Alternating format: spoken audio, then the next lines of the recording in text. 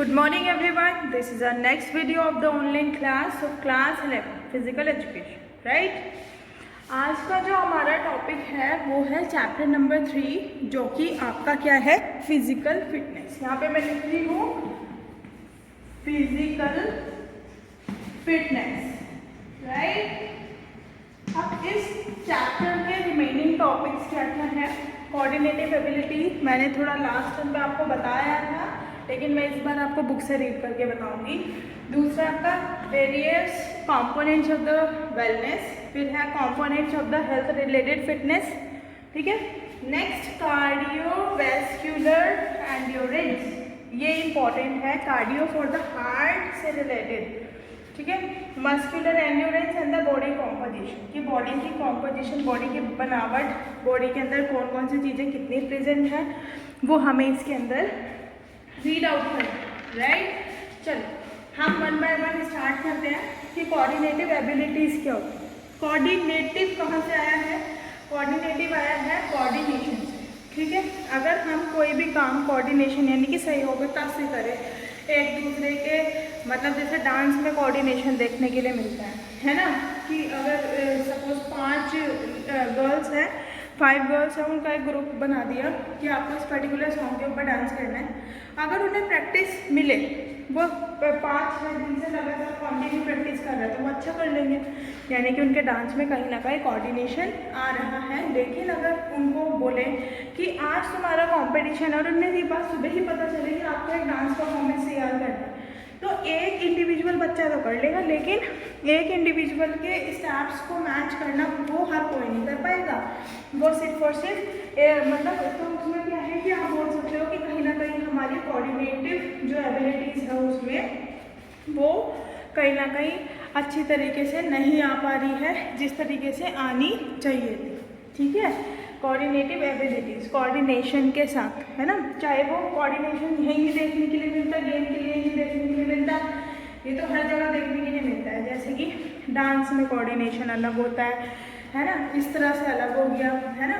तो हर चीज़ में कोऑर्डिनेशन चाहिए। अगर किसी भी चीज़ को हमें अच्छी तरीके से करना है तो कोऑर्डिनेशन की तो रिक्वायरमेंट होगी ही होगी, ठीक है। चलो मैं इसको रीड आउट करती हूँ आपकी बुक से। कोऑर्डिनेटिव एबिलिटीज़, यहाँ देखो ये पेज नंबर 55 के ऊपर ये गिवन है, तो ये देखो, before 1980s the speed, strength, flexibility, endurance and agility were consider the main component of physical fitness. 1980 में speed, strength, flexibility, endurance, agility को ही मेन कंपोनेंट माना जाता था, किसका? फिजिकल फिटनेस का। But after that the term agility change into the agility. पहले coordinative abilities को किस नाम से जाना जाता था? एजिलिटी से, ठीक है। मतलब इनका मीनिंग सेम था, तो इस वजह से इनका नाम जैसे टाइम टू टाइम चेंज कर देते हैं ना, कि नहीं अब ये करते हैं, अब ये करते हैं, तो इस तरह से करके चेंज हो गया। The term agility was discontinued because it is not clearly defined. There was no inability in explaining its meaning. मतलब एजिलिटी एक इस तरह का वर्ड था कि वो इसकी प्रॉपर डेफिनेशन नहीं बता पा रहा था कि इसके अंदर स्पीड भी आती है, स्ट्रेंथ भी आती है, फ्लेक्सिबिलिटी भी, एंड्योरेंस भी, एजिलिटी भी, सब कुछ आता है, सारे कंपोनेंट आता है फिजिकल फिटनेस को जो एक तरीके से इन्हेंस करने के लिए रिक्वायर्ड रहता है, ठीक है।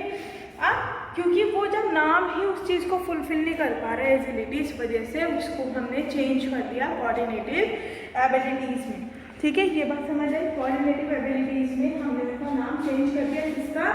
एजिलिटी का। 1980s में इसका नाम कोऑर्डिनेटिव एबिलिटी का क्या हुआ करता था?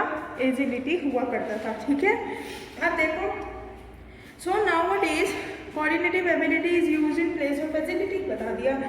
Coordinative abilities mainly depend on the central nervous system. ये किसके ऊपर डिपेंड करती है? CNS के ऊपर। आप लोग अब तो जाके 11th में तो आप लोगों की स्ट्रीम्स डिफरेंट हो गई होगी, लेकिन आपने CNS, PNS, ANS 10th में पढ़ा है, बायो के अंदर ही पढ़ा है, जिसके अंदर ब्रेन आता है और स्पाइनल कॉर्ड आती है, और मैंने ही पढ़ाया है तो मुझे अच्छे से याद है, ठीक है। तो इसमें तो आपको बिल्कुल कोई डाउट नहीं होना चाहिए कि कोऑर्डिनेटिव एबिलिटीज़ किसके थ्रू, एक तरीके से किसके अंदर आती है? CNS के अंदर आती है, that is central nervous system के अंदर, ठीक है।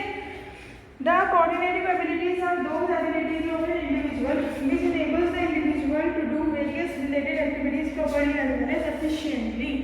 ये ऐसी एक्टिविटीज़ है जिसके अंदर स्ट्रेंथ भी आता है, फ्लेक्सिबिलिटी भी आता है, एंड्योरेंस भी है, सब कुछ है जिसके थ्रू कोई भी पर्सन अपना काम बहुत अच्छी तरीके से कर सकता है। ठीक है, और इसके बाद क्या है, हाँ, accuracy, rhythm, flow, consistency depend on in are, सब कुछ हमारी कंसिस्टेंसी क्या है, हमारी रेगुलरिटी क्या है, रिदम क्या है, एक्यूरेसी क्या है, सबके चीज़ के ऊपर डिपेंड करता है, हमारी कोऑर्डिनेटिव एबिलिटीज के ऊपर ही डिपेंड करता है। ठीक है, these abilities can be of various types such as the balance ability, rhythmic ability, adaptation ability, reaction ability। ठीक है, बहुत सारे अलग अलग टाइप की एबिलिटीज होती है, इसके मैंने अभी आपको नाम बताए हैं पेज नंबर 55 के ऊपर।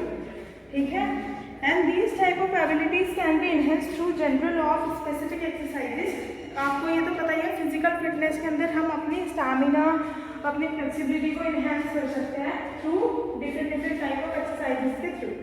ठीक है, and these type of abilities are very much helpful in the gymnastic and diving. जैसे स्कूबा डाइविंग नहीं होती, तैराक, ऐसे जिम्नास्ट जो होते हैं उसके अंदर ये फ्लेक्सिबिलिटी की बहुत रिक्वायरमेंट होती है, और हर काम करने में जो भी हम एक्सरसाइजेस वगैरह करते हैं तो उसके अंदर ये चीज़ तो चाहिए ही चाहिए। ठीक है, coordinative abilities can be improved if we carry out correct movement, है ना। इम्प्रूव्ड सिर्फ और सिर्फ जब भी होगी जब हम करेक्ट तरीके से उसको कर रहे हो। ये नहीं है कि आप लोग कर तो रहे हो, आप लोग कह रहे हो एक्सरसाइज करते हो, लेकिन आपको नहीं पता उसका पोस्चर क्या होना चाहिए, उसका करेक्ट पोस्चर कैसा होना चाहिए, है ना। स्टेप बाय स्टेप इस चीज़ रहती है। And we should avoid incorrect movement while playing and game और स्पॉट।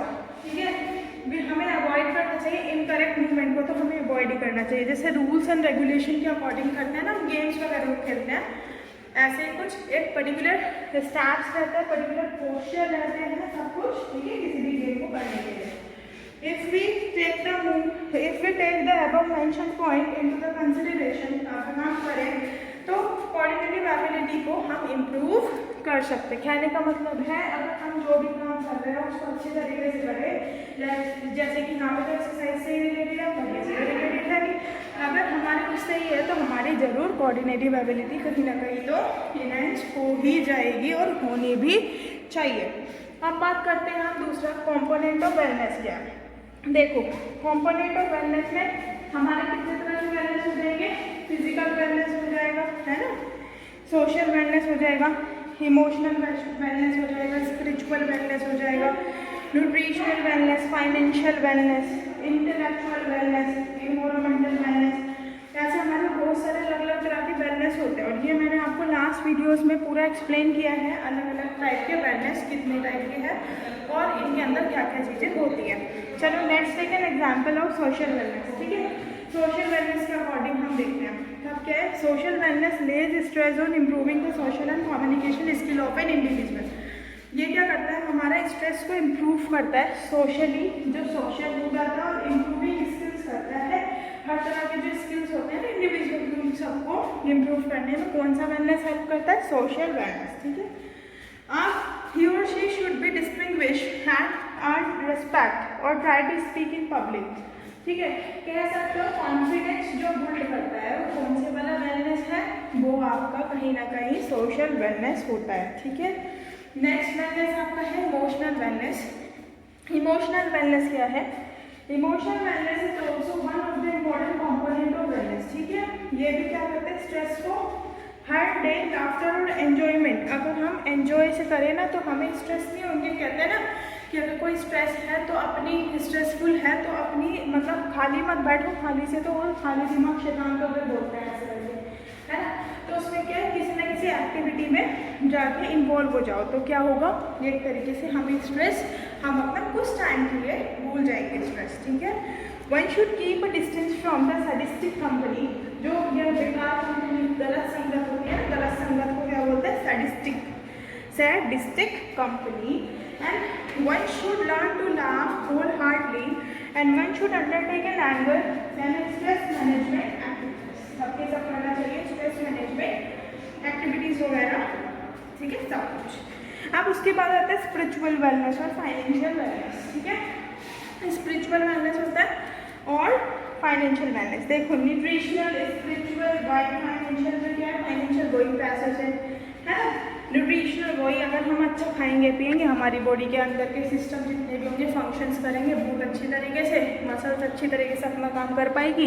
मसल्स का काम क्या होता है, एक तरीके से इलास्टिसिटी और रबड़ जैसे होते हैं, रबड़ की जैसे प्रॉपर्टी रहती है वैसा रहता है, तो वो लोग अपना काम अच्छी तरीके से कर सकते हैं बाय द हेल्प ऑफ कौन से वाला वेलनेस, कौन सा वेलनेस है हमारा ये न्यूट्रिशनल वेलनेस, ठीक है। स्पिरिचुअल वेलनेस में देखो, it Lay's stress on spiritual renewal and inner peace, ठीक है, शांति जैसे, and for improving the spiritual wellness, जैसे आत्मा का शांति, आत्मा शांति ऐसे करके बोलते हैं ना, तो मेडिटेशन करो।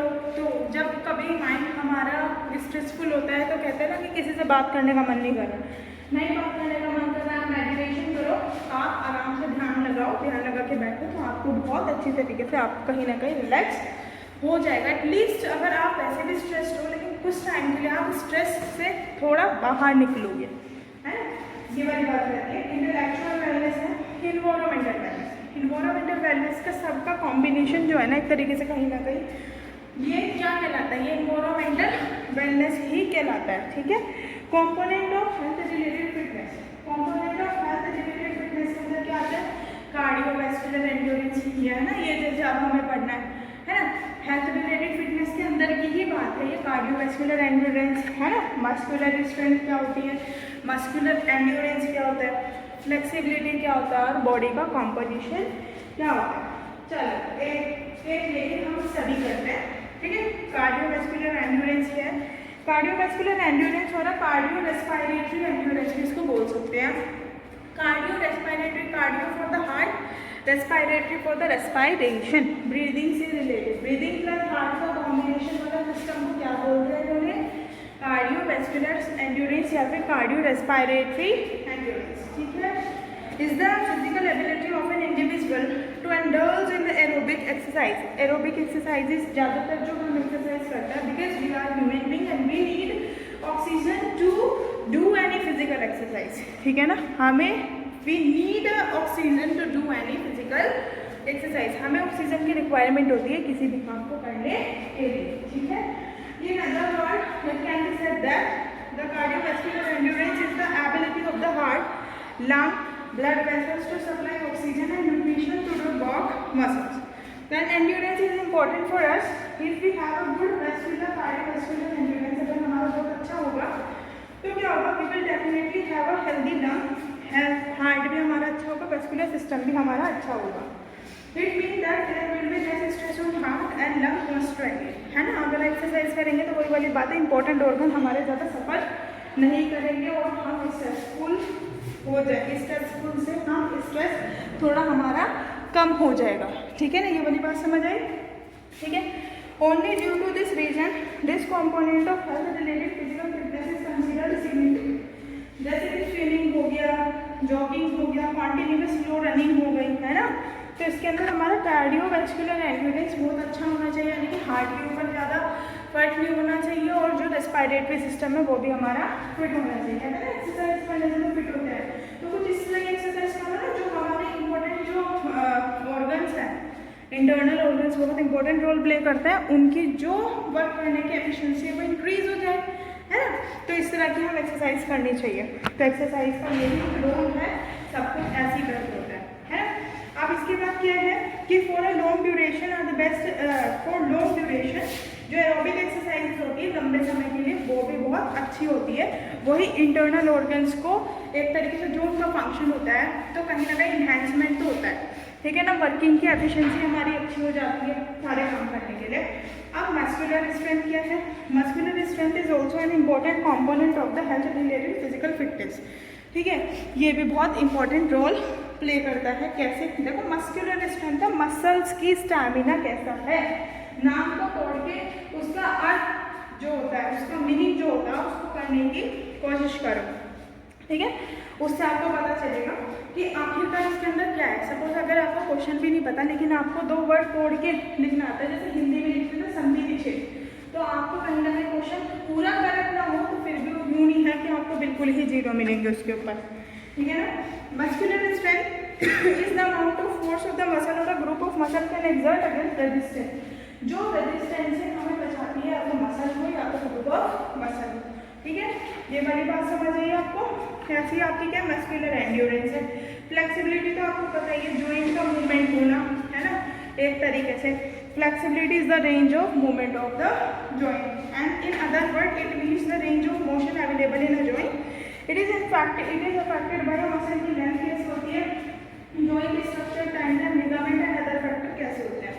और जिनकी गुड फ्लेक्सिबिलिटी होती है उनके क्या होता है, full range of motion in a work है ना प्ले कर सकते हैं, अच्छे तरीके से इन्हांसमेंट कर सकते हैं, है ना।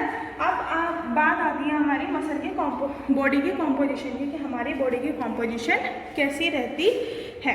तो यहाँ देखो, body composition is one of the major component of health related fitness. ठीक है, ये भी दूसरा कॉम्पोनेंट हुआ हेल्थ रिलेटेड फिटनेस का। And the body composition is the percentage of lead body mass, कि उसके अंदर हमारी क्या क्या चीज़ें हैं, बोन्स कितनी है, टेंडन्स कितना है, मसल कितना है, वाटर कितना है, लिगामेंट कितना है ना, ओवरऑल जो हमें बताता है। इसके अंदर क्या है कि जैसे एक नेगेटिव इफेक्ट क्या है, जैसे पुअर बॉडी कॉम्पोजिशन हो तो नेगेटिव इफेक्ट है, अपीयरेंस अच्छी नहीं दिखती, पतला पतला दुबला सा दिखता है। सेल्फ एस्टीम ऐसा लगता है जैसे वो नहीं होती, ऐसे बॉडी होती है कि जिससे उसके इंटरनल ऑर्गन्स हमें दिखाई दे रहे हो, है ना, दिखाई दे रहे, मतलब यहाँ पे है कि जो पतला होता है उसकी हड्डियाँ उभरी हुई हमें नजर आती है। ये कहते हैं वो पतला है, हाथ भी लगाओगे तो ये ऐसा लगता है कि जैसे इसका हाथ कि ये बोन टूट ना जाए, है ना। तो उन्होंने इससे बोला है ओस्टियोपोरोसिस का मतलब है बोन के ऊपर ऐसे पोर्स प्रेजेंट हो जाना, कि बोन्स का टुकड़ा टुकड़ों में टूट जाना। ओस्टियो फॉर द बोन के अंदर पोरोसिस हो जाना, उसको क्या बोलेंगे, प्रोसेस, राइट। इससे हमें यही पता चलता है। आपका ये चैप्टर फिनिश हुआ है, ठीक है, चैप्टर नंबर 3 इसके नोट्स बच्चों ने बना रखे हैं। मैं इसके बाद आपका चैप्टर नंबर 4 स्टार्ट करूँगी। किसी ने अपनी पुरानी वीडियोस नहीं देखी है तो प्लीज़ पहले अपनी पुरानी वीडियोस देखो, उसके बाद नहीं देखना, ठीक है। इसके बाद हम चैप्टर नंबर, ये आपका चैप्टर नंबर 3 है, चैप्टर नंबर 4 स्टार्ट करेंगे। आज के लिए इतना ही, थैंक यू।